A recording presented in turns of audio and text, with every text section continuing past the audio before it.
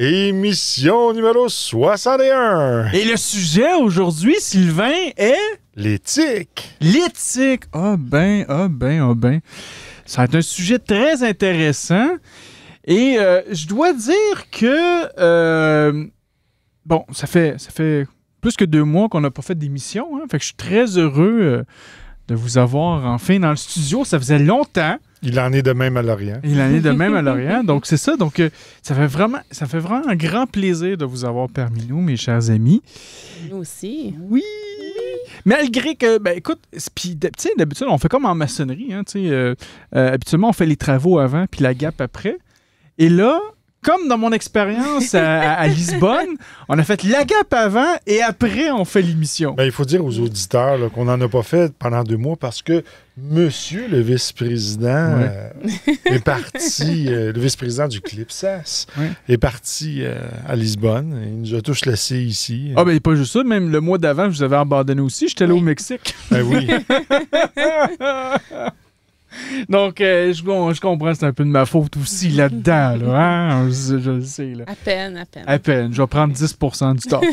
Et, mais donc, c'est ça. Donc là, on parle de l'éthique, puis il y a quand même une histoire quand même drôle là-dedans, parce que si on commence par les nouvelles, en fait, durant ma tournée mondiale de maçonnerie et tout ça, bon, ben, à un moment donné, j'étais arrivé à Paris, on est allé voir les frères de Radio Delta. Et justement, ben, j'ai reçu, en fait, j'ai parlé avec Jocelyn Morin, qui est l'auteur, en fait, d'un livre qui s'appelle L'éthique en franc-maçonnerie. Et j'ai commencé à le lire. Mais je suis au tout début. Donc là, à un moment donné, c'est que, vu que vous le savez, je fais 20 000 choses, puis là, à un moment donné, ben, j'oublie que je faisais une autre chose, puis là, je fais une nouvelle chose, puis ça s'arrête jamais. Donc là, à un moment, ben...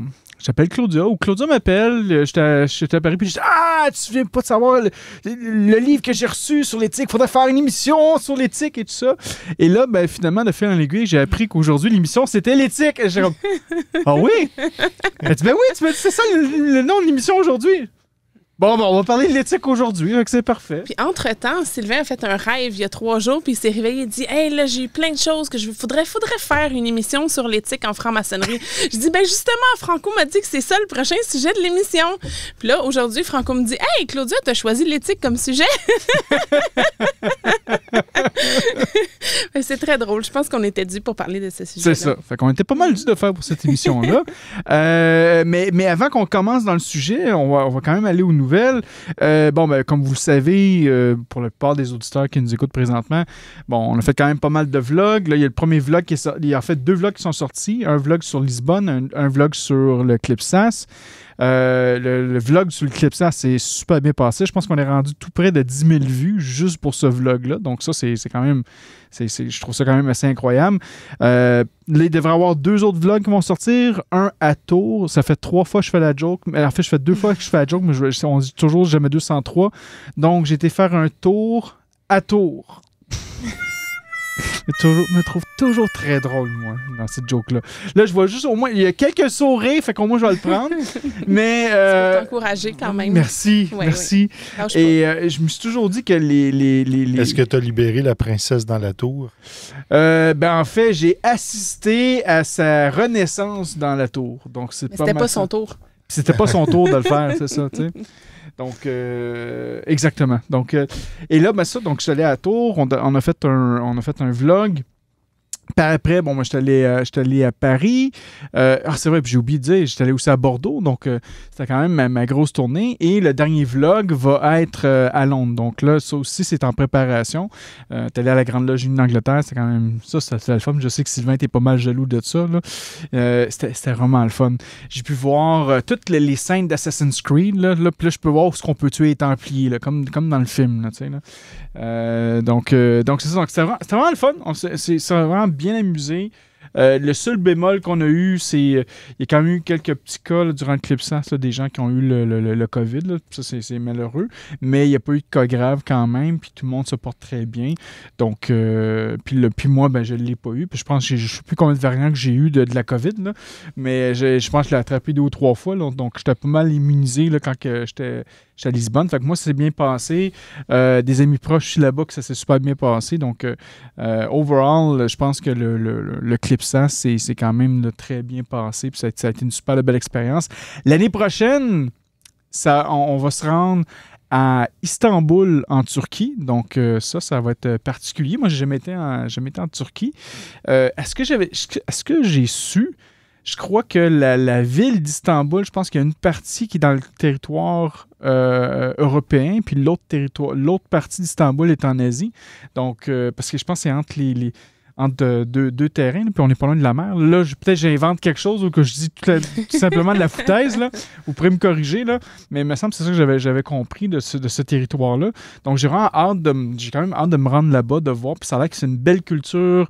Il y a des endroits vraiment superbes à aller visiter et tout ça. Donc, j'ai très hâte d'aller là-bas. Puis ça va être le 31 mai au 5 juin, si je me souviens bien.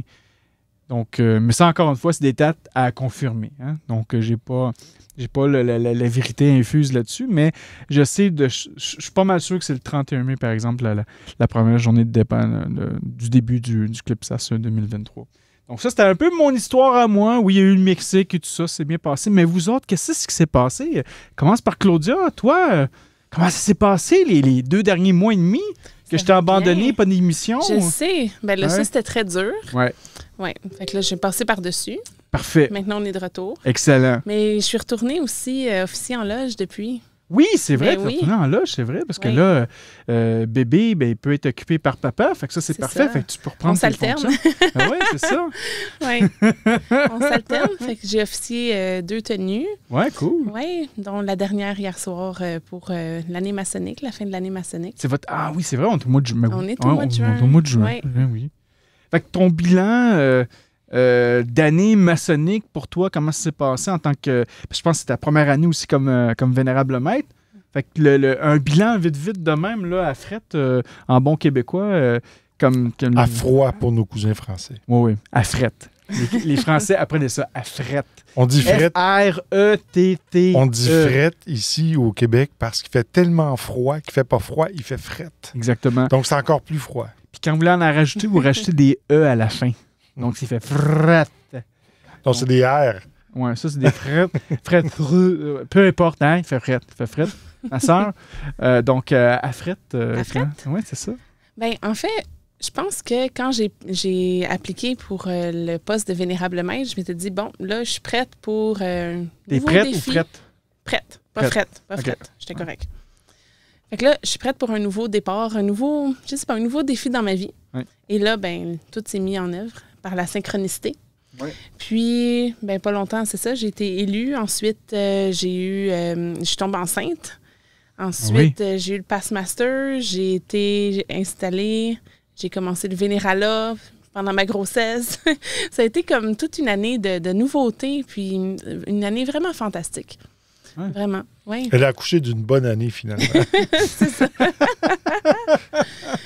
Oui, mais c'est ça, c'est une année où est-ce que j'ai appris beaucoup sur moi-même, puis j'ai l'impression que c'est comme le prochaine étape, prochain niveau dans toutes les sphères de ma vie. C'est fantastique. Moi, mon observation que j'ai pu voir de cette année-là, tu sais, ça t'a permis quand même, tu sais, c'est une nouvelle année, tu as des nouveaux officiers avec toi, une nouvelle structure de ta loge, fait que tu as appris vraiment à les connaître quand même, tu sais, le fait de ne pas avoir été là, ça les a permis, je pense, à se développer. Puis toi, te développer aussi, tu sais, t'es nouvelle, t'es là, il faut quand même que tu fasses confiance à la première surveillante pour prendre le relais, tout ça. Donc, non, pour moi, c'est vrai, c'est un processus intense qui s'est fait rapide en plus. Non, mais bravo. Non, mais j'ai été vraiment bien secondée par tous les officiers de ma loge. C'est fantastique, oui. C'est du monde Vraiment. d'expérience qu'on Vraiment. parle ici. Ah hein? oui, vraiment. Ah ouais. Cool. Puis pendant ce temps-là, ben, Sylvain, lui, participait aux loges aussi, c'est ce que j'imagine. Toi, t'étais en vacances? T'étais parti où? Dans le sud? Ou, Non, pas du tout. Moi, okay. j'ai œuvré à m'occuper de l'intégration de certaines nouvelles loges chez nous. Puis, J'ai été quand même assez occupé. C'est vrai que pour la Grande Loge cette année aussi, ça a été... tant qu'à être, on peut parler quasiment du bilan aussi de la Grande Loge, indirectement, là, c'est nos impressions là, qu'on pourrait dire. Mais cette année, ça a quand même été une belle année quand même assez intense parce que, tu sais, au Québec, la maçonnerie, c'est quand même pas mal brassé, hein, spécialement à cause de la COVID, mais ça fait éprouver plein de gens. Autant que nous autres aussi dans notre groupe, je pense que ça a quand même pas mal éprouvé, mais côté extérieur de la Grande Loge, je pense que ça, tu as fait un grand travail pour réunir parce qu'il y a eu des loges qui ont quitté des obédiences, en fait, qui sont maintenant en sommeil ou qui ont décidé de se séparer. Puis il y en a certains qui sont venus se joindre à la Grande Loge Annie. Fait que je pense que oui, c'est effectivement, tu as eu quand même un bon défi cette année, Sylvain, à gérer ces personnalités-là, ces aspects-là, puis voir comment qu'on peut harmoniser ça avec nos énergies aussi, tu sais, parce que je pense qu'on en a parlé un peu dans l'émission 61.5. Donc là, Claudia, qu'est-ce que tu sais pas? C'est que pour les membres Patreon, puis pour ceux qui nous écoutent présentement, si vous voulez devenir membre Patreon, donc patreon.com/sous-le-bandeau, après cette émission, il y a aussi une émission 61.5 qui a été enregistrée auparavant, mais seulement pour les membres Patreon. Et c'était à micro ouvert. On a commencé comme ça à parler. On a dit tous les secrets de la franc-maçonnerie. Tous les secrets. Donc, si vous voulez savoir tous les secrets, soit vous prenez un forfait à 3 $, à 5 $, à 7 $ ou à 33 $ et vous allez tout savoir. Je vous le dis, là, tout savoir. Mais dans ce segment-là, justement, tu parlais justement d'un point qui je pense qui était important, puis c'était d'harmoniser parce que comme tu disais, la COVID n'a vraiment pas aidé certains frères et sœurs, beaucoup par l'isolement et tout ça, mais ça faisait en sorte aussi que les loges étaient toutes isolées. Fait que toi, en tant que grand maître adjoint aux affaires internes, ben, tu as dû essayer de recimenter ce genre de fraternelle-là aussi. Oui, bien, il faut dire aussi qu'étonnamment, on s'en est très bien sorti à travers toute l'histoire de la pandémie. Là. On est arrivé avec des loges virtuelles. On s'est vraiment retourné, comme on dit en bon québécois, sur un dixaine. C'est-à-dire qu'on a retombé sur nos pieds, on a été innovateurs, on a mis en place des choses pour continuer, pour soutenir les frères et sœurs. Et ça nous a valu un dynamisme incroyable et beaucoup de personnes parlent de nous en ce moment à Montréal et dans la province de Québec. Et ça a pour effet d'amener d'autres frères et sœurs à vouloir nous joindre. Puis, donc, ça nécessite beaucoup de travail. Évidemment, on est un petit peu un modèle à suivre là, de ce que je peux entendre. Plus toi que moi, parce que moi, je suis pas le modèle, mais toi, non, moi, je parle de la Grande Loge. Ah, OK, je parle la pas Grande de moi, Loge. Oui, alors on est vraiment un modèle à suivre, tant pour notre éthique que notre façon de travailler et notre façon de fraterniser aussi. Oui. C'est vrai que ça, je l'entends souvent parler. Puis là, je ne sais pas qu'on veut se flatter le poil, le bon sens du poil, mais je pense qu'un aspect qu'on a qui est quand même intéressant, c'est justement ça, c'est l'aspect fraternel. T'sais. Pour moi, je veux dire, un frère, ça va être quelqu'un que... il y a des gens que j'ai jamais vus de ma vie. J'étais arrivé en France, à Lisbonne, puis parce qu'on a les mêmes valeurs, ça a cliqué tout de suite, puis la barrière était là. C'est comme si c'était quelqu'un que ça faisait 10 ans que je connaissais, parce que justement, on a vécu des processus similaires, puis on partage ensemble. Puis je pense, pour moi, c'est ça, la maçonnerie nous permet de tout partager, cette expérience-là, puis d'aller plus loin. En plus, la division qu'on a vécue dans nos familles à cause de nos savants gouvernements qui ont su diviser la population, eh bien, même nous, à l'intérieur de la maçonnerie, on a été capable de rester unis, même s'il y en avait une majorité qui pouvait, par exemple, ne pas être vaccinée, puis une autre qui l'était vaccinée. Donc, les gens sont quand même restés unis sans se juger. Et ça, c'est un point important aussi qui a permis aussi de garder cette grande loge-là toute unie. Bien, tu dis ça. Moi, de mon côté, j'ai vu ça. Je te dirais peut-être à 80-90%. Mais il y avait quand même un 10% que les gens étaient quand même en réaction avec tout ça. Puis ça revient quasiment à de l'éthique aussi, parce que des fois, il y avait des actions que je disais, est-ce qu'éthiquement, c'est correct aussi? T'sais? On pourra peut-être voir, peut-être parler un peu. Mais souvent, Franco, les gens qui étaient en réaction, c'est des gens qui souvent sont nouveaux dans l'obédience ou... moi, j'en ai vu des vieux de la vieille aussi. Là, j'en ai vu autant... je dis ça, je parle pas nécessairement avec l'obédience, mais dans la maçonnerie au Québec, là, j'en ai vu de toutes sortes, là, autant des maçons que ça peut-être fait 30-40 ans qui sont là, autant que c'est des nouveaux qui vont avoir chacun un spectre une vision là-dessus, puis autant d'un côté des vaccinés ou des non-vaccinés. Fait que c'est ça, fait que ça a quand même été assez intense. Fait que pour toi, pour revenir aux nouvelles là, genre de toi, ton année maçonnique, justement, finalement, peut-être ta synthèse, c'était de réunir ce qui était pas. C'était un peu ça. Oui, c'est ça. Puis il faut dire aussi que la venue d'un nouvel enfant dans ma vie a fait en sorte que j'ai dû prendre une pause pendant environ 2-3 mois, puis ensuite, je me suis relancé à m'occuper de mes fonctions là, au sein de la Grande Loge. Oui, c'est ça. Mais tu sais, des fois aussi, ce 2-3 mois-là, ça t'a permis quand même de faire aussi peut-être une introspection ou même te reposer aussi, parce que, tu sais, honnêtement, là, on dit que les maçons, ils doivent se reposer durant l'été. Toi puis moi, on se repose pas souvent durant l'été. Là, depuis les 15 dernières années, on ne s'est pas reposé. C'est ça. Fait que finalement, t'as passé un été finalement à te reposer, mais en hiver. C'est à peu près ça l'histoire. Là, Ah, good. Au moins, je suis content que pour vous deux, ça s'est bien passé. Puis peut-être aussi de voir un... Si on parle, on jase comme ça, c'est le fun. Là. Mais pour tous les maçons qui nous écoutent, là, ce serait peut-être intéressant que vous le faites, ce travail-là, de dire, mon année maçonnique, comment elle s'est passée? Est-ce que j'ai fait des travaux? Est-ce que j'ai participé à des offres caritatives? J'ai-tu aidé mes frères et sœurs? Y a-t-il des choses que j'aurais peut-être mieux faire en loge?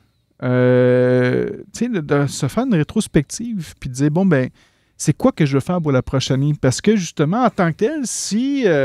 vous n'êtes pas mongol puis fou comme moi, puis Sylvain, puis même des fois Claudio aussi, qu'on continue quand même de travailler durant l'été puis de faire des choses. Pour les autres, habituellement, qui devraient se reposer, parce que, puis là, quand je vous dis ça, c'est un message pour moi, là, Franco, tu devrais te reposer, mais bon, ça rentre. Ça processe. Continue, c'est ça. Répète-toi là. On va continuer, là, Mais... prenez cet été pour faire cette rétrospective-là. Même jusqu'à... il y a des fois, il y a des gens qui vont me dire, est-ce que je veux vraiment faire de la maçonnerie? Prenez le temps cet été pour réfléchir à ça. Pas réfléchir 2 semaines avant la fin du mois d'août. Là. Non, commencez à réfléchir. Puis regardez, faites votre rétrospect. Réfléchissez sur qu'est-ce que vous avez fait, puis qu'est-ce que vous auriez pu faire. Ça se peut que, vous pourriez apporter des nouveaux sujets pour votre loge durant l'année prochaine. Parce que, on le dit souvent, mais c'est pas juste les officiers qui doivent travailler, là, c'est tous les membres. Là, donc, vous, en tant que membre, c'est quoi que vous avez en tête pour l'année prochaine pour votre loge? Qu'est-ce que vous aimeriez que la loge fasse ou que vous pourrez apporter à cette loge-là? Moi, je vous conseillerais de faire ça. Et je suis pas mal sûr que ça l'aiderait à aller porter la pierre plus loin de votre loge. Je dis ma belle loge, parce que même moi, j'ai plein de... En tout cas, j'en ai toujours des idées. Là. Des fois, j'en ai trop d'idées, mais moi, faire une rétrospective, je vais la faire quand même, de voir cette année, comment ça s'est passé, tout ça. Qu'est-ce que je peux faire, quel plan je peux me donner pour l'année prochaine pour essayer d'améliorer certaines choses, ça sur moi, sur la loge, ou même moi, dans mes fonctions jusqu'au niveau de la grande loge. Mais je pense que c'est important de prendre ce temps-là, parce que si on ne le prend pas, on va toujours avancer, mais sans nécessairement régler certaines affaires. Donc, c'est pas mal ça dans les nouvelles. Sinon, en fait, non, c'est pas juste ça. Dans les nouvelles, Sylvain, la semaine prochaine, qu'est-ce qu'on fait à Québec? Ah oui, on fait une soirée d'information dans la ville de Québec. Oui. On a plus d'une vingtaine là, de participants, mais c'est un cercle fermé puisque la salle est petite et c'est pour ça qu'on a juste... C'est pour les élites seulement. On a vendu 25 billets à 400 $. Tout est vendu au grand complet. Non, mais ironiquement, tous les billets pour l'événement sont partis en en 72 heures, tout est parti. Mais on en organise un autre pour le 27 juillet à Montréal. Oui.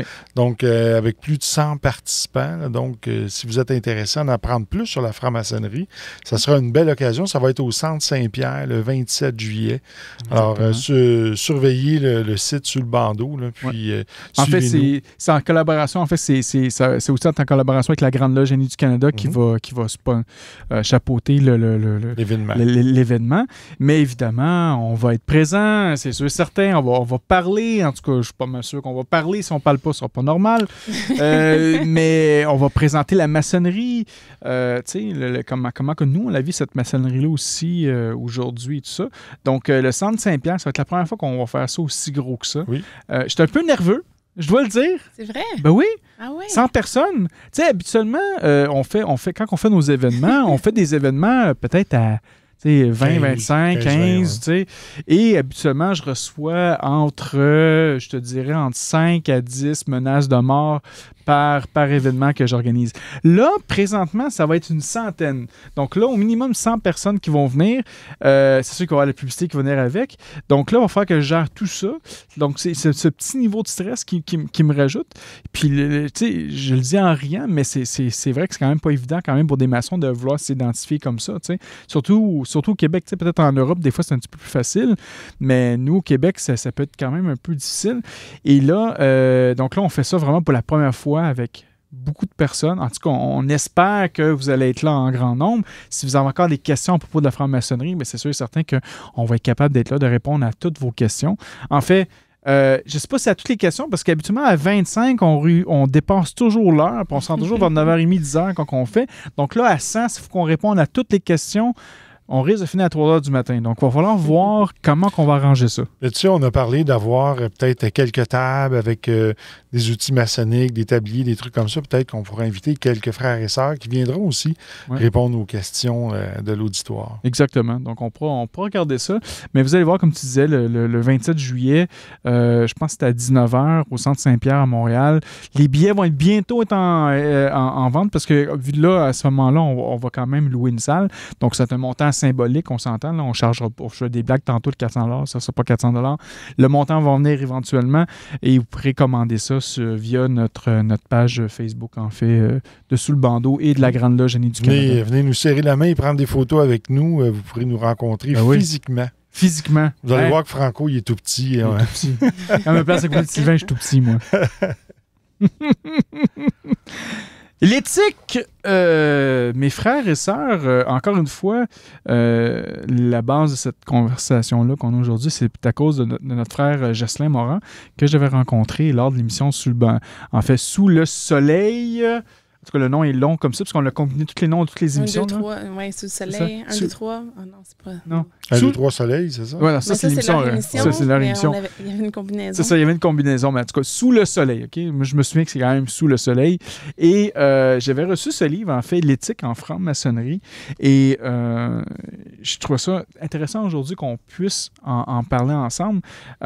Pour juste introduire la table, moi, la définition, en fait, que j'avais trouvée sur l'éthique, OK, on pourra commencer avec ça, ça dit, tiré du mot grec « ethos » qui signifie « manière de vivre », l'éthique est une branche de la philosophie qui s'intéresse au comportement humain et plus précisément à la conduite des individus en société.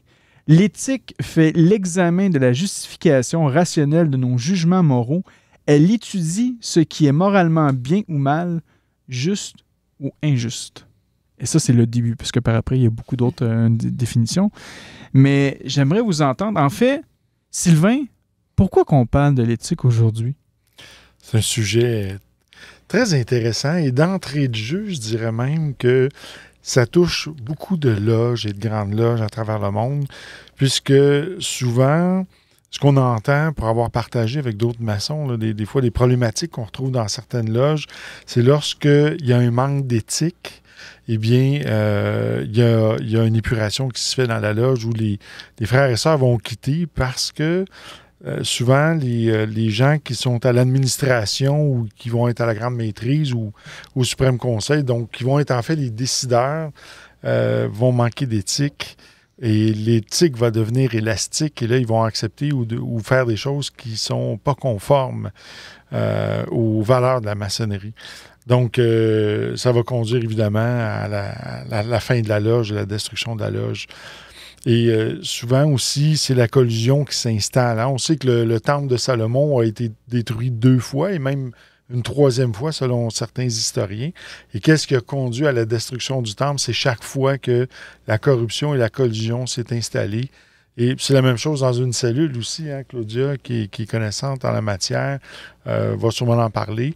Mais même chose dans l'intérieur d'une cellule, si un virus s'introduit, donc le cancer va s'installer si il y a cette partie de la cellule-là qui est corrompue.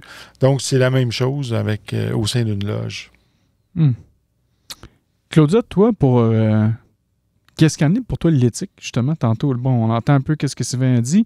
Moi, j'ai pris ma définition du dictionnaire là, qui était ici. J'ai pas pris encore toute la définition de notre frère Jocelyn parce que peut-être qu'on aura une partie numéro 2 avec notre frère Jocelyn. Mais pour toi, l'éthique... c'est quoi? Mais moi, il y a plusieurs éléments que j'avais réfléchi en termes de définition qui sont recoupés dans la définition que tu as dit tout à l'heure. Pour moi, l'éthique, c'est ce qui nous permet de faire le discernement entre, justement, tu sais, on parle souvent de discerner le bon grain de l'ivraie, puis d'être capable de faire la distinction dans nos agirs, dans nos pensées, dans nos décisions, entre ce qui est en lien avec la vertu, puis ce qui est en lien avec le vice. T'sais, on dit souvent qu'on vient en franc-maçonnerie pour élever des temples à la vertu, puis construire des cachots pour les vices. Bien, justement, l'éthique, c'est ce qui nous permet de distinguer qu'est-ce qu'on envoie dans quelle catégorie, ouais. puis de poursuivre notre cheminement de ce côté-là. Donc, d'être capable de faire un examen aussi de conscience en nous-mêmes, puis après ça, éventuellement, d'appliquer ça dans notre cheminement. Est-ce que vous diriez que l'éthique...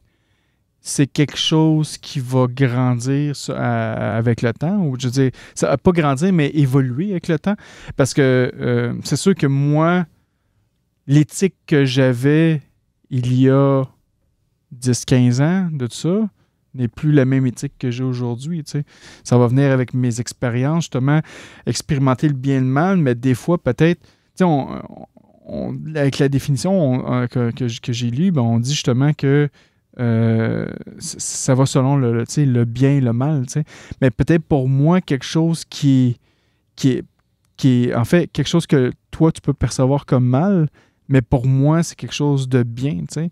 Donc est-ce que cette éthique-là va évoluer selon toi avec le temps? J'espère. Oui, j'espère, oui. J'espère.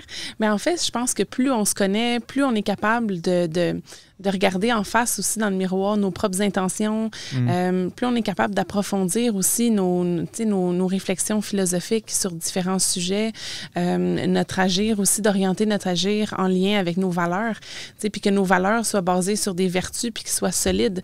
J'ose espérer que le plus on chemine dans la vie, le plus on est capable d'être assis puis solide face à la vertu, à nos valeurs aussi. C'est peut-être ça. Parce que quand on revient à qu'est-ce que tu parlais tantôt, justement, pour ce qui est autant des obédiences, des structures et tout ça, ça va toujours dépendre des valeurs de ces gens-là aussi, là, tu sais. Fait que, est-ce qu'on peut vraiment les juger de leur évolution, tu sais, de leur éthique? Mais même notre Grande Loge a déjà passé par là.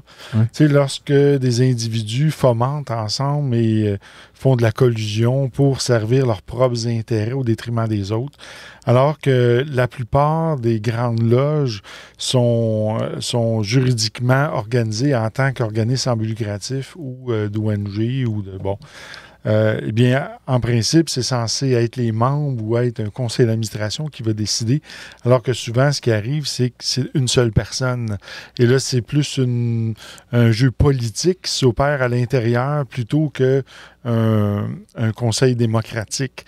Donc, c'est là que l'éthique rentre vraiment en jeu là, et qu'elle en prend pour son rhume lorsque, justement, que ça devient de la politique à l'interne. Mais pour moi, l'éthique, c'est comme un code. Si on prend l'exemple du code de déontologie, c'est des règles qui sont établies, tout ça. en maçonnerie, on a des règlements et des constitutions, tu sais, qui vont définir un code, quand même une démarche à suivre. Dans des situations qu'on a pu voir dans certaines obédiences, autant que je peux en avoir vu ici qu'à l'international, quand même de leur côté, quand c'est contrôlé par une personne, ce groupe-là a quand même un code, a quand même des règlements et tout ça. Et les gens vont suivre ce code, même si ça profite à cette personne-là, ils vont quand même le suivre. Fait que pour eux autres, ils font quand même le bien. Oui, mais... Fait que comment tu peux définir que son éthique, elle est meilleure que la tienne? Le but de la collusion, c'est la domination. Et vouloir dominer sur une situation, sur des personnes, eh bien, c'est être au mauvais endroit dans l'arbre kabbalistique. C'est de jouer dans l'arbre d'en bas. Et ça nous amène, à ce moment-là, à prendre la mauvaise direction.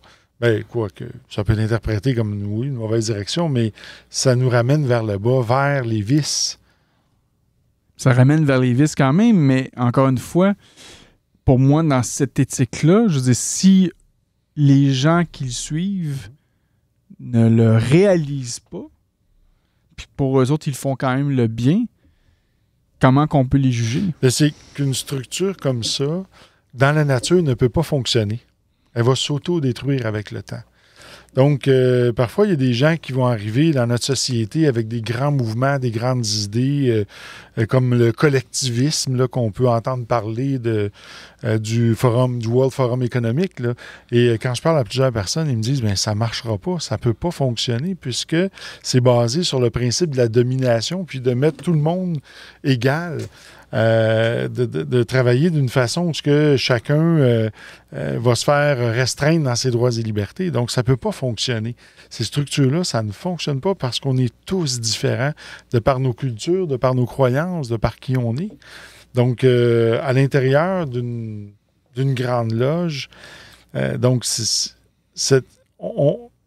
une structure comme ça où il y a de la corruption puis de la collusion qui servent les intérêts de quelques personnes seulement, ça va durer un certain temps puis ça va finir par s'écrouler. Ça ne peut pas durer. Et c'est là qu'on doit miser sur la fraternité. Puis la fraternité, c'est la recherche des actions qui sont aussi faites avec justesse dans un intérêt collectif. Donc, pas dans un intérêt personnel, mais dans l'intérêt de la collectivité. Et quand on dit qu'on travaille au progrès et à construire le temple de l'humanité, bien, c'est pas travailler pour soi, c'est travailler pour l'ensemble de la collectivité. Dans nos discussions avant l'émission, Sylvain avait soulevé Kohlberg. Puis là, j'avais dit, je sais pas, on en a déjà parlé, on l'a mentionné à quelques reprises, mais je pense qu'il y a vraiment une pertinence de le rementionner. Plus j'écoute la discussion, puis plus je pense qu'il y a une pertinence. Oui, juste avant, parce que quand on parle d'éthique habituellement, on va parler de morale aussi. Justement, on parlait de déontologie et tout ça. Fait que je pense que ça vient avec tout ça pour définir finalement ton éthique, comment qu'elle est à la fin, là. Ben oui, puis tantôt, même dans la définition, tu en as parlé, Oui. de les jugements moraux. Donc, tu sais, je pense que Kohlberg, lui, en fait, ce qu'il avait développé, c'est une théorie de développement moral. Donc, il avait dit tous les individus passent par des stades qui sont successifs et pour lesquels on ne peut pas retourner en arrière. Ils sont toujours dans le même ordre, sont toujours successifs, on ne peut pas retourner en arrière. Il y en a qui sont pré-conventionnels, conventionnels, post-conventionnels. Ils avaient défini en 3 catégories. Okay. Initialement, sa théorie comportait 6 stades. Okay. Avant de mourir, il y en a présenté un 7e. Dans les différents stades, en fait, ça part de l'enfant. Initialement, c'est l'enfant. Ouais. L'enfant va réagir à punition-récompense. Oui, non. Punition-récompense. Ensuite, éventuellement, ça va être en lien avec le groupe social. Fait que là, on arrive un peu plus à l'adolescence. Le groupe social. Ensuite, ça va être les lois du pays. Donc, respecter les lois du pays. Ouais. Ensuite, je me souviens plus c'est quoi le 5e. Il faudrait le revérifier. Puis ensuite, le 6e, c'est les lois universelles, les droits universels. Ouais. Donc, tout le monde a le droit universel à la vie, le droit universel à la propriété intellectuelle, le droit universel à peu importe quoi manger, etc. Puis, à la fin, il avait dit, il y a aussi le stade mystique, qui était un peu de comprendre le grand œuvre à travers la vie, finalement, ouais. de s'en tenir, d'aller au-delà, en fait, avec le grand œuvre. Puis je pense ici que c'est intéressant parce que si on regarde la situation dont on parlait tout à l'heure, tu sais, avec les stades moraux, bien, c'est sûr qu'au début, la personne, elle va répondre à punition-récompense. Puis ensuite, elle va commencer à se soucier de de ses parents, l'enfant, etc. Ensuite, des amis, du groupe social. Pendant un certain temps, ça va être la pression sociale. Ah, mais là, si j'agis comme ça, qu'est-ce que les autres vont penser? Qu'est-ce que mes amis vont dire? Je vais-tu faire partie de la gang? Puis après ça, c'est, ah oui, mais là, tu sais, il y a d'autres personnes aussi. On devient de plus en plus inclusif jusqu'à inclure tout le monde. Tu sais, puis jusqu'au sens un peu qu'on donne à la vie dans le sens mystique. Fait que je pense, tantôt, tu disais, tu sais, est-ce qu'on peut les juger? Je pense pas que c'est une question de juger, mais je pense que les gens, exemple, qui sont au stade 1, punition-récompense, n'ont pas conscience de la possibilité du droit universel. C'est punition-récompense avec ce qui se passe maintenant. Oui. Mais la personne, par exemple, qui a conscience du droit universel va avoir conscience de tous les autres stades de développement moraux avant qu'il y avait. Ça revient quasiment au degré de la maçonnerie, tout ça. Ben, c'est super intéressant. Moi, là, ça fait longtemps que je me dis qu'il y a ce parallèle-là parce que, tu sais, on fait un serment quand on entre en maçonnerie de suivre les lois de notre pays. Puis je me dis, c'est intéressant parce que ça va tout de suite placer la barre à stade 4. On te dit que là, dorénavant, tu promets d'agir au minimum selon ce stade-là. Peut-être que tu n'es pas rendu là, peut-être que tu le comprends ou pas. C'est le stade moyen d'un adulte moyen, si on veut. Là. Ouais. Puis peut-être que tu le comprends ou pas. C'est au moins un objectif à atteindre. Ben c'est ça. Mais dorénavant, tu vas te comporter comme ça, en société, en respectant les lois de ton pays. Puis ensuite, si je me souviens, on avait déjà eu une conversation sur le sujet qu'au stade 4, les gens ne remettront pas en question la loi du pays comme telle. Exact. Ils vont la respecter. Par contre, au niveau 5, si une loi est injuste, il va être correct de la transgresser parce que l'objectif, c'est de protéger les lois universelles, donc la justice, la droiture. Mais quand tu parles du stade 4, je le vois quasiment comme l'apprenti qui est là pour observer. Il ne va pas parler nécessairement, mais il va appliquer les affaires comme qu'il veut. Puis là, justement, au stade 5, il a le droit de parole. Fait que là, il peut dire « Hey, attends une minute, là, c'est pas correct, là, pour telle affaire. » Puis là, il va vouloir expérimenter, tu sais. Mais avant ça, il te faut un coffre d'outils, un coffre de base pour rentrer. Fait que je pense que c'est super important de se rendre jusqu'à ce stade-là parce que ça commence à créer ton éthique, de comprendre qu'est-ce qui est bien, qu'est-ce qui est mal. Ça te permet de vraiment de vivre ton expérience. Puis là, après ça, quand justement tu montes un peu plus haut, là, tu peux la partager, puis tu peux... Mais ça vient pas, malheureusement, avec le développement moral, là, les degrés en maçonnerie. Il y a des gens qui sont dans les plus hauts degrés et puis qui agissent pas comme un stade 4, là. Non, mais tu comprends ce que je veux dire? C'est sûr que le travail devrait être fait en vue d'amener là, parce que définitivement, il y a, la franc-maçonnerie travaille au développement moral aussi de l'humanité. Mais les individus sont des individus. Ils peuvent décider de le faire ou de ne pas le faire, ou de faire semblant de faire le processus de se regarder dans le miroir, puis de ne pas le faire réellement, ou de le faire, puis à un moment donné, d'arrêter de le faire parce qu'ils pensent qu'ils sont rendus au bout. Il y a tout plein de choses comme ça qui peuvent bloquer. Ou qu'ils le font autant en conscience. Excuse-moi, je sais que tu avais parlé, Sylvain, là, mais probablement que même des fois, ils vont faire des actions puis ils sont conscients de cette action-là puis ils savent qu'est-ce qu'ils font aussi. Là, des fois, tu vas faire quelque chose pour le mal, mais tu sais pas que tu vas le faire. Mais des fois, ces gens-là, ils ont quand même atteint un certain niveau de conscience qui sont conscients des actions qu'ils font autant qu'elles sont positives que négatives. Mais ensuite, là, c'est là que rentrent les vices puis la vertu. Oui. Puis c'est là que c'est nécessaire d'avoir un guide moral parce que quand tu es ignorant de quelque chose, ben tu le sais pas.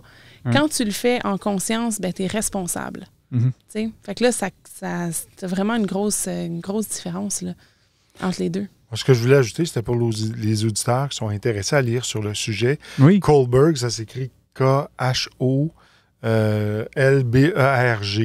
Donc, c'est les stades de Kohlberg. Vous pouvez trouver ça sur Google. Je vais le mettre aussi en lien de l'émission. Donc, ils pourront tous regarder ça ensemble. Donc, mais continue. Je trouve ça super intéressant sur de ce bout-là. En fait, avant je suis pas loin de le perdre, là, mais... On disait que tu es responsable. Quand tu le fais en conscience, tu as une responsabilité. Exact. Parce que quand tu fais quelque chose par ignorance, tu le sais pas. Tu fais de ton mieux, tu essayes de ton mieux de le faire, mais quand tu es rendu que tu as les connaissances, mais là, vient avec ça une grande responsabilité parce que tu es responsable de tes actes. Tu dois agir avec conscience, puis c'est ça. C'est à ce moment-là, quand tu fais quelque chose volontairement, ben tu sais les conséquences que ça va avoir, puis tu choisis de le faire quand même. Tu sais, quand on fait des choses, des fois, inconsciemment, on n'a pas conscience de ces parties de nous, des fois, qui vont agir d'une façon ou d'une autre. Puis là, après ça, ben là, on en prend conscience, on essaie de les rectifier. Tu sais, en maçonnerie, c'est un de nos plus gros travails. On essaie de rectifier. Puis là, mais là, si après, on le sait qu'on le fait, puis qu'on décide de ne pas rectifier, là, on est sur une pente glissante, tu sais. Parce que... Ben, en fait, moi, souvent, je dis comme chacun, tu sais, tes actions, il n'y a rien de positif, il n'y a rien de négatif, il n'y a que de l'expérience. C'est-à-dire que si tu fais une action, il faut que tu sois conscient de toutes les réactions que tu peux avoir, tu sais, que ce soit positive ou négative. Il faut que tu sois conscient de ça, puis il faut que tu acceptes aussi ça, tu sais. Parce que si tu n'es pas capable de l'accepter, ben pourquoi tu le fais, tu sais? Puis là, ça revient encore dans l'ignorance puis de l'inconscience. C'est beaucoup plus important que d'être conscient des conséquences. Moi, je pense qu'il faut que tu sois conscient de ton intention. Parce que si tu agis avec une... Tu sais, c'est sûr, on ne contrôle pas les conséquences de nos actions. Tu sais, mais si tu agis en étant en conscience avec toi-même que ton intention est pure et que tu le fais en suivant vraiment un guide moral strict, puis en étant axé sur la vertu, bien, à ce moment-là, fais ce que doit, advienne que pourra. Tu comprends? Tu n'es pas responsable des conséquences après. Ouais. Mais par contre, tu sais que toi, tu as fait la bonne chose. Tu as agi en te basant seulement sur le propre suffrage tranquille de ta conscience, sur ta propre évaluation de conscience. Ouais. Donc, tu sais que tu as agi en toute bonne conscience, tu sais, en toute bonne intention. Toi, ton code d'éthique, Sylvain, peux-tu nous en parler? Mon code d'éthique... écoute, dans ma profession, je peux rien faire de travers. Là. Et c'est pas difficile parce qu'une fois que tu as fait le choix dans ta vie de dire, bien, OK, maintenant, je marche droit, puis je fais les choses, je mets l'équerre sur tout ce que je fais, bien, c'est facile, là. Mais je peux raconter une situation de quelqu'un qui m'a partagé quelque chose par rapport justement à l'éthique dernièrement. C'est quelqu'un qui est sur un conseil d'administration d'un organisme et ils ont voulu introduire, cette personne-là a voulu introduire une nouvelle personne au sein du conseil d'administration. Il y a eu des personnes qui étaient... Il y avait 2 personnes qui étaient contre, puis ils ont fomenté ensemble une genre de manipulation, donc une collusion, pour empêcher que ça puisse être voté lors du conseil d'administration ou que que cette personne-là, en fait, puisse le proposer. Et donc, cette personne-là m'en a parlé, puis on a pu échanger sur le sujet. Mais j'ai vraiment vu... il y a quelque chose que j'ai remarqué dans ça, c'est que autant les personnes qui ont fomenté ce genre de petit complot-là, ben, si la personne qui en est victime ne s'affirme pas, ben, elle devient complice malgré elle de ça. Donc, c'est bien important que lorsque on se retrouve devant une situation où on fait face à l'éthique, bien, on doit prendre position et être non négociable. Et ça, je vois ça dans mon métier beaucoup, où ce que des gens souvent vont être appelés à collaborer avec le crime organisé. Et le crime organisé vont faire ça. Et donc, ils vont s'arranger pour mettre une situation dans laquelle la personne va leur être redevable. Puis ensuite, ils vont pouvoir la faire chanter avec ça. Donc, j'ai même vu ça déjà en maçonnerie où des gens faisaient des actes qui paraissaient là, de charitables, mais dans lesquels ils attendaient quelque chose en retour. Et qu'ensuite, quand cette personne-là, il avait besoin de quelque chose, bien là, hey, écoute, mon frère, j'ai fait ça pour toi, il faut que tu me retournes l'ascenseur. Et là, la personne se retrouvait pris au piège avec ça. Donc, faut être prudent parce qu'au niveau de l'éthique, souvent, on voit pas le jeu de manipulation qui va se mettre en place pour placer ces gens-là en position de vulnérabilité et ensuite être capable de les manipuler. En t'écoutant parler, Sylvain, ça m'a fait penser à 2 choses vraiment importantes. La première, c'est que, tu sais, on dit souvent quand on donne en maçonnerie qu'on le fait de manière anonyme. Puis la première raison qui nous vient, c'est souvent pour préserver l'ego. Mais je pense que c'est aussi pour éviter ça. Parce que si on donne de manière anonyme, on ne s'attend pas à recevoir en échange. Fait que je pense que c'est un bon moyen pour prévenir ça. Puis la deuxième chose, c'est que je me suis dit, je pense que le niveau est probablement l'outil maçonnique le plus intéressant peut-être pour prévenir ça. Parce que si, tu sais, dans ce que tu dis tantôt, c'est qu'on fait des choses pour nous au détriment des autres. Si on le fait pour nous au détriment des autres, c'est qu'on se place pas sur la même hauteur en termes de hiérarchie, en termes d'importance. Puis le niveau, c'est ce que ça nous amène à travailler. Tu sais, ça nous amène à travailler l'égalité avec les autres. Fait que ça m'a fait penser à ça, ce que tu disais. Aujourd'hui, je connais, moi, des gens qui sont en politique, là, puis c'est ce qui règne principalement, là, c'est la collusion, où c'est toujours dans l'intérêt de protéger les amis du parti, ou, tu sais. Et ça, c'est un gros problème, là, ce côté de l'éthique qui nous manque au point de vue de nos politiciens. Là. Et ça, je pense que c'est un problème maintenant qui est mondial. Et justement, moi, je le vois, le crime organisé vont justement financer des campagnes d'un candidat. Là, ils voient sa faiblesse, c'est le pouvoir. T'sais. Donc là, ils vont le financer, ils vont l'amener jusqu'au pouvoir. Une fois qu'il est au pouvoir, là, tu nous dois quelque chose, donc on t'a amené jusque-là. Et pour garantir que cette personne-là ne leur tourne pas le dos, ils vont trouver sa faiblesse, qui va être un des 7 péchés capitaux. Puis des fois, ça peut être aussi la sexualité. Donc là, ils tendent un piège pour ensuite le faire chanter, puis dire, mais là, regarde, il y a des photos qui pourraient sortir, là, tu sais. Donc, malheureusement, en politique, on voit ça beaucoup. Et ça fait en sorte que ça fait des politiciens corrompus puisqu'ils ne peuvent pas agir. Ils arrivent au début avec de bonnes intentions, mais ils se font prendre au piège en cours de route. Puis après, ils sont obligés de suivre la ligne du parti. Là, on a parlé beaucoup de l'éthique du côté individuel. Tu sais, c'est beaucoup genre des individus qui vont colluder ensemble pour faire certaines affaires. Notre propre éthique, notre bien, notre mal. J'aimerais aller un peu plus loin que ça. Je voudrais aller dans l'éthique collective. Okay? Puis la raison, la pensée que j'ai là-dessus, puis j'aimerais ça vous entendre, tu sais, le Canada a sa propre éthique. On a un égrégore, on a une énergie. Le Québec, on a nos propres valeurs, nos propres idées. Mais dans certains autres pays, leur éthique est totalement différente de nous autres. T'sais. Puis là, à partir de ce moment-là, nos deux éthiques vont un peu clasher ensemble. Certains pays vont aller en guerre avec ça. Vous pensez de quoi, vous, justement de ces éthiques-là qui existent un peu partout sur la Terre, qui sont différentes des nôtres? Tu sais, je pense que déjà, l'éthique collective, c'est déjà, juste avant même d'entrer des éthiques collectives entre eux, je pense qu'une éthique collective, déjà, c'est complexe. Ouais. Parce que une éthique collective, c'est celle d'un regroupement d'individus. Dans le regroupement, il y a des gens qui se situent un peu partout. Ouais. Donc, j'ai vraiment l'impression que ça passe beaucoup par l'éducation. Il y a une grosse partie, je pense, qui passe par l'éducation pour que la personne soit capable de penser librement, pour commencer aussi, parce que quand tu penses librement puis que tu ne suis pas un dogme, mais tu es capable de te questionner, qu'est-ce que tu fais, pourquoi tu le fais, puis d'avancer. C'est ça qui permet d'avancer d'un stade à un autre stade parce que tu te remets en question. Tu t'ouvres à des nouvelles idées, tu te questionnes sur ces idées-là, tu te questionnes sur toi-même, ta position face à ces idées-là. Tu sais, fait que je pense qu'il y a quand même tout cet aspect-là qui est important. Puis ensuite, c'est sûr que si on regarde les collectivités ensemble, c'est sûr que ça ne... Parfois, même deux types d'éthiques collectives similaires n'auront pas les mêmes perceptions ou ne mettront pas nécessairement les mêmes libertés de l'avant. C'est ça qui va des fois amener une certaine confrontation. Mais je pense que dans ce cas-là, c'est surtout des valeurs divergentes.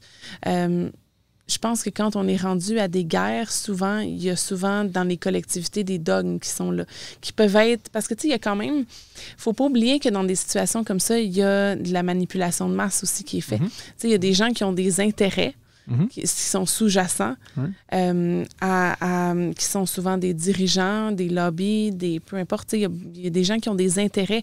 Puis là, on revient encore à, oui, mais eux, leur stade de moralité.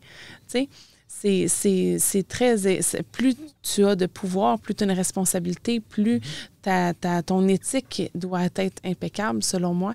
Puis on vient encore à ça parce que ça revient aussi à de l'individuel dans les décideurs. Puis ça revient aussi dans à tout ce qui est fait sous-jacent dans les mouvements de masse pour faire circuler certaines informations.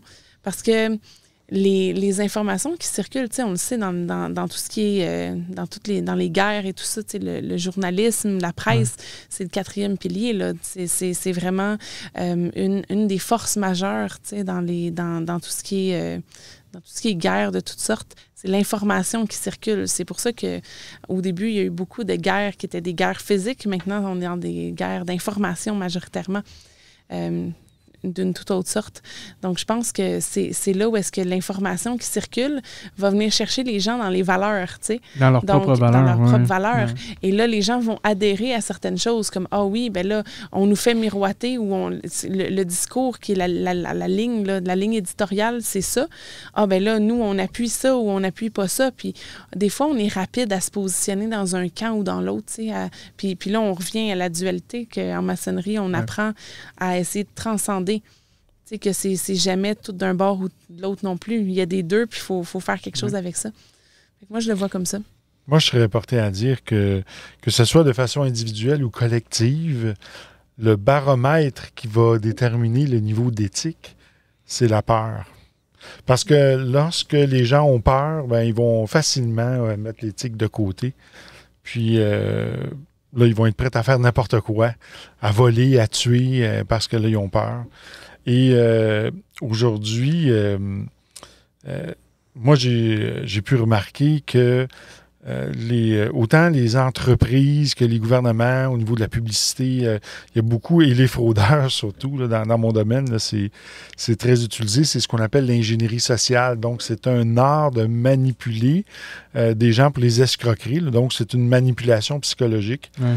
Et c'est très populaire maintenant. Et ça remonte, là, l'ingénierie sociale, là, ça remonte autour des années 30, là, quand Édouard Bernays avait conseillé là, une firme, en fait un producteur de viande américain. Là, puis c'est pour ça qu'aujourd'hui, on mange tous des œufs et du bacon pour déjeuner. On ne sait pas d'où ça vient, mais en fait, ça vient d'une fraude et c'est ce qu'on appelle la fraude du bacon. Là. Donc, puis je peux vous la raconter simplement. Là, c'était très simple. Là, c'est que il y a un producteur de viande qui est allé voir Édouard Bernays et qui a dit, bon, mais moi, je fais l'élevage de poulets et de porc. J'ai des parties que je ne sais plus quoi faire avec, que je jette à la poubelle. Donc, comment je pourrais prendre une part de marché avec ça? Donc, Édouard Bernays est allé voir un médecin et ils ont dit, quel serait un déjeuner là, copieux, bon pour la santé. Alors, le médecin a dit, ça prend des protéines, ça prend de la viande. Bon, parfait. Donc, il a dit, peux-tu nous rédiger une lettre en disant que des œufs et du bacon, ça serait bon pour déjeuner? Donc, il a rédigé une lettre. Ensuite, ils sont allés voir un deuxième médecin. Et ensuite, ils ont publié dans les journaux américains un article disant qu'il y avait 4000 médecins qui étaient d'accord pour dire que manger des œufs et du bacon le matin, c'était bon pour la santé. Et qu'est-ce qui s'est produit? Eh bien, tous les hôtels, les grands hôtels américains, dans la semaine qui ont suivi, ont commandé des œufs et du bacon pour les déjeuners. Donc, c'est une forme de manipulation et ça s'opère beaucoup aujourd'hui. Et ça vient jouer beaucoup sur l'éthique. Moi, je pense que, d'une part, pour être en mesure d'appliquer une éthique dans notre vie, il faut avoir une liberté de penser. Et une liberté de penser, c'est une liberté qui est astreinte de tout dogme ou de croyance ou de manipulation. Ça commence là. Parce que sinon... comment qu'on peut mettre en place l'éthique dans notre vie ou autour de nous si on est manipulé puis on est ignorant. Ouais. On va être en mode survie puis on va être prêt à faire n'importe quoi pour s'en sortir. Moi, avec tout ce que tu m'as dit, la seule chose que j'ai retenue... Tu vas t'acheter du bacon demain matin pour déjeuner? Non, ça, j'en ai déjà. Mais l'inventeur du bacon, c'est un vrai génie, cette personne-là. Donc, je le salue et je le remercie de tout ça. Non, mais t'apportes... je pense que tu as apporté quand même des excellents points sur soi-même, tu sais, comment bien se définir pour ce côté éthique-là. Là, on est pas mal rendu à l'heure. On a déjà fait 1 heure là-dessus. En fait, on a fait plus que 40 minutes. Là, on a fait quand même un long début d'émission. Comment vous voyez cette éthique-là dans l'avenir? Je veux dire, bon, on parlait pas mal des plusieurs niveaux là, qui existent et tout ça.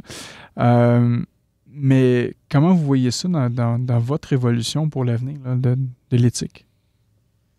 Dans notre évolution, mais je le vois dans tous les cas, je pense que ça passe par la liberté de penser, les remises en question, le développement personnel, l'éducation.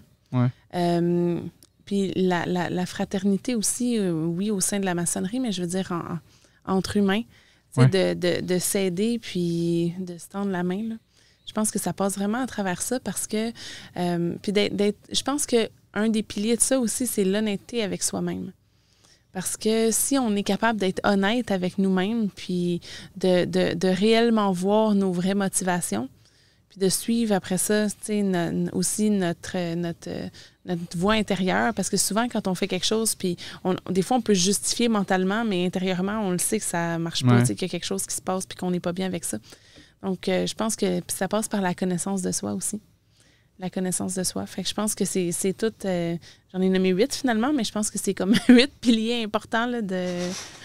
Pourquoi d'en avoir 4 quand on peut en avoir 8? C'est ça. Bon. Oui. Mais c'est fantastique. Parfait. Parfait. Toi, Sylvain? Bien, avant l'émission, on avait eu une conversation dans laquelle tu as dit, dans le prologue de Saint Jean, la lumière brille dans les ténèbres et les ténèbres ne l'ont point comprise. Ouais. Eh bien, je pense qu'au niveau de l'éthique, c'est non négociable. Parce qu'à partir du moment où on accepte de transgresser notre propre éthique ou l'éthique en général, eh bien, on fait un pas vers les ténèbres et on retourne en arrière. Donc... Mais Claudia, elle a dit qu'on ne peut pas retourner en arrière, là.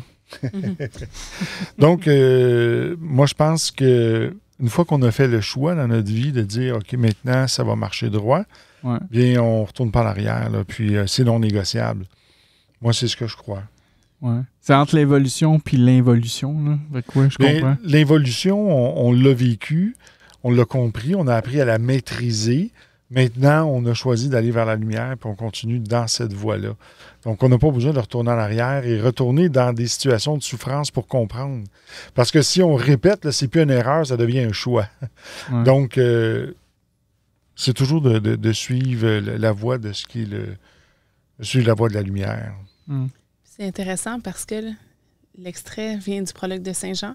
Ouais. Le prologue de Saint Jean, c'est le volume de la loi sacrée. Puis je pense que ça ouvre peut-être à une autre émission complète qu'on pourrait faire là-dessus. Une autre émission qu'on pourrait faire, effectivement. Ouais. La loi sacrée, c'est autre que les lois de notre pays. C'est autre chose. Ouais. Moi, tu sais, puis là, comme je disais, on est rendu à la fin. Moi, je commençais par mon mot de la fin. D'habitude, c'est toujours vous autres qui commencez. Je vais commencer par mon mot de la fin. Pour moi, l'éthique, c'est quand même un accomplissement, un idéal que je suis en train d'atteindre. Puis comme je te dis, on continue toujours à le construire, cette éthique-là, selon moi, parce que ça va toujours évoluer selon mes valeurs puis selon mes expériences que j'ai dans ma vie. Mais ça fait partie intégrale de mon travail sur ma pierre brute. Parce que comme je disais au départ, au tout début de l'émission, quand ma pierre brute était tout bossu, puis je connaissais pas, je n'étais pas encore tout conscient de mes qualités et mes défauts. Je savais que j'avais bien du travail à faire. Le moment que j'ai fait le travail sur cette pierre-là, ça a fait en sorte que mon éthique aussi est devenue pleinement déployé ou presque tout déployé. Donc, ça m'a vraiment permis de beaucoup travailler sur ce côté-là. Parce qu'évidemment, en changeant moi-même, j'ai réussi à avoir des meilleures valeurs puis faire en sorte que, c'est sûr qu'il y a des choses aujourd'hui que je ferai plus. Là, donc, je pense que c'est ça que ça m'a apporté un peu le processus maçonnique là, avec tout ça. Sœur Claudia, toi, ton mot de la fin aujourd'hui? Bien, avec ce que tu viens de dire, ce que ça me fait penser, c'est que l'éthique, incluant ce qu'on travaille, élever des temples à la vertu, creuser des cachots pour les vices, c'est à la fois l'objet, le sujet et le processus de la franc-maçonnerie à la fois. Exactement. Et merci. Sylvain? Moi, je dirais que l'éthique, c'est le garde-fou sur la route maçonnique. Donc, ça nous permet de rester sur la bonne route, sur la voie de droite, et de nous amener vers la porte des dieux. Merci, Sylvain.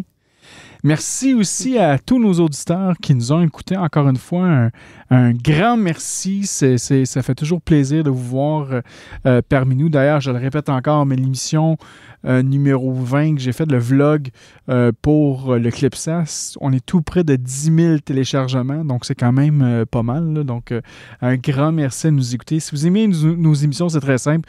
Vous pouvez nous voir sur notre page, sur notre page web, souslebandeau.ca. Sinon, on a toujours notre page Facebook, facebook.com/sous le bandeau. Si vous aimez vraiment nos émissions, mais si vous les aimez, puis vous aimeriez en fait contribuer financièrement, vous pouvez le faire avec notre page Patreon, patreon.com/sous le bandeau.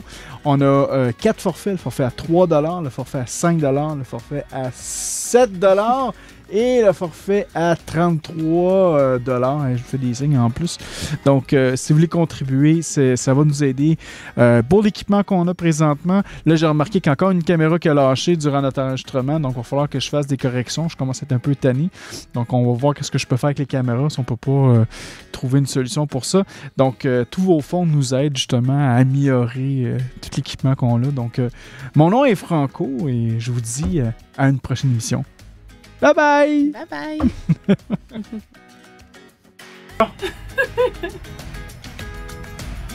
Sous le bandeau!